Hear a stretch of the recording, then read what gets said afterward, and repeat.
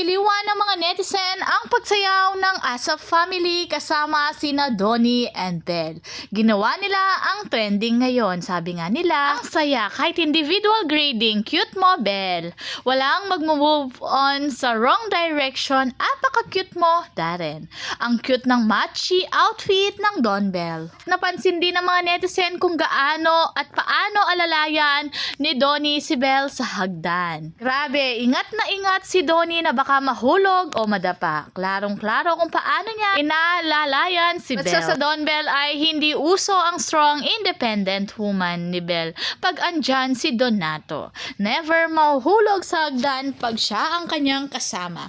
Meron ngang lumabas na video na pati si James Reid ay inaalalayan si Belle sa hagdan. Pero nandyan si Donnie para siya ang nasa likod neto. Mukhang nag-enjoy naman ang Don Belle sa kanilang tour sa ibang bansa. Talagang lahat ay naging close at nakasama nila sa kanilang banding. At tuwang-tuwa nga si Belle sa kanyang mga larawan at panigurado ay si Donnie ang kumuha nito. Sino pa ba ay siya ang personal na photographer? Nanyo naman ang kuha ay napakaganda ni Belle Mariano.